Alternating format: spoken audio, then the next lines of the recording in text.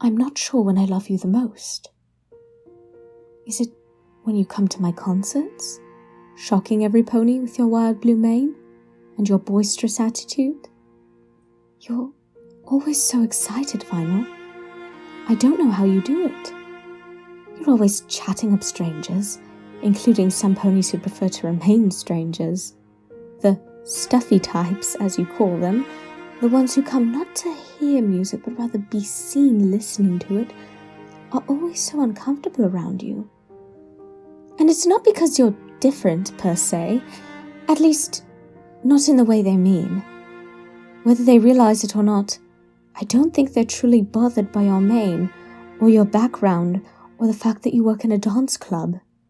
If I was so bold as to speculate on the inner workings of the stuffy class, a class with which I must admit I've had quite a lot of experience, I'd say they don't like you because you're real, and you remind them of how fake they are by comparison. You're the real thing, Vinyl, and that's exactly why I love you. Of course, not all my listeners are so preposterously artificial as the stuffy class. If they were, I might have given up my profession long ago. They are also those who have always known the beauty of my music.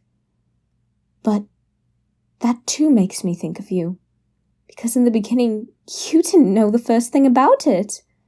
Every other pony I've ever known approached me for my music. Even as a filly, I went to a music school. My mother enrolled me on the very same day I was blessed with the cutie mark.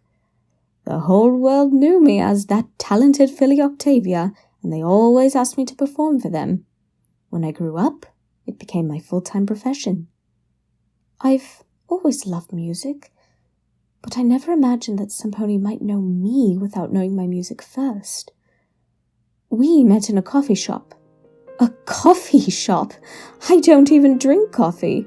I was only there because I got lost on my way to a recital and I had to ask some pony for directions. There I was asking the barista if she would be kind enough to draw me a map when suddenly you were there, offering to take me to the concert hall yourself. Except you didn't know where it was either, as it turned out, and that remains the only time in my entire career when I've actually missed a recital. But for all that, it was the greatest recital I've ever had. When do I love you the most? Maybe when we're lost together, wandering around like fools just as we did the day we met. It was our first date, actually. I didn't even know it was a date, but you did. Somehow you knew. Before you even spoke to me, you knew. And I will never understand how you did it. All I knew was that suddenly we were talking and smiling and telling each other our lives and professions. And you made some reference to dropping the bass, and I said that would be extremely unprofessional. And it was a full 20 minutes before we realized we were talking about two different things. And once we realized the mistake, we started laughing like I'd never laughed before. You put me at ease somehow, without even trying, and I knew I had to see you again. Wandering about together has become one of our pastimes. Do you have any idea how much wandering I did before I met you? None. I always had appointments back then. Lists and maps and schedules and a sense of duty. A sharp, steady metronome, completely predictable and secure.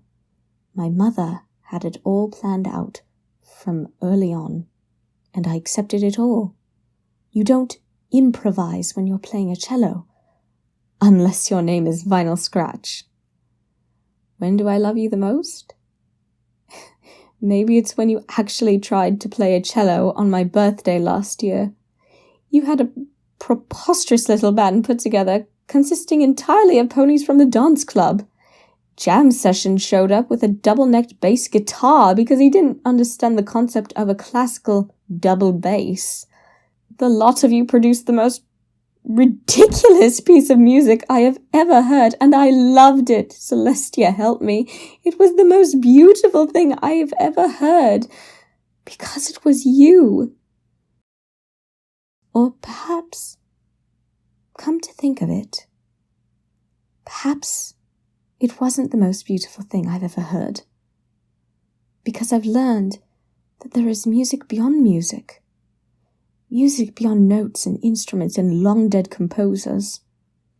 There's music in your voice, Vinyl. Like when I finish a performance and I meet you in the hall, and you always shout with joy when you see me. You rush up and embrace me like we haven't talked in ages. Do you remember when I lost that competition in Canterlot? My bow slipped out of my grasp just as I began playing the second movement. I scrambled for the bow and finished as best as I could, fighting the rising surge of panic, trying not to look at the judges. In the end, I was condemned to last place. Last place! I hid my face when I came to meet you. I was fighting back tears, and I didn't want you to see. I opened the door, and I thought perhaps you wouldn't even be there. Perhaps I'd just walk home alone. And suddenly you shouted, just as joyful and loving as ever.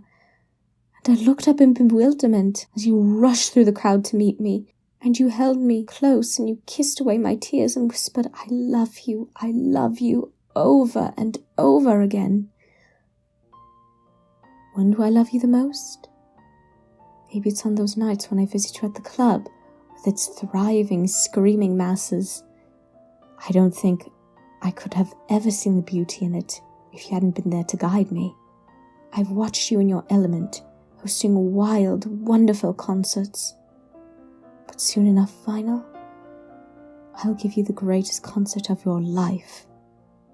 For once, I'll be the one surprising you. Though, in another sense, it won't be a surprise at all, will it?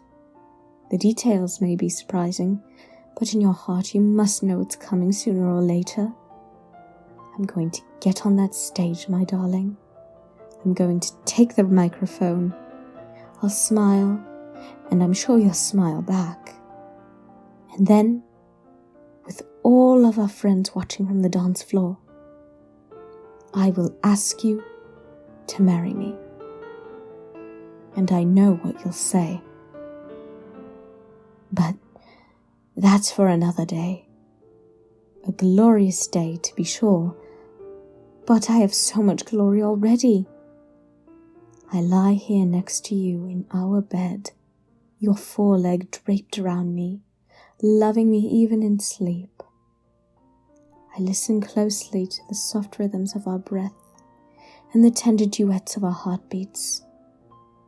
There is music beyond music, Vinyl. I know that now because of you. You and I are part of the same song. When do I love you the most? Who can ever know? Ours is a love without measure. Music is life, and life is music.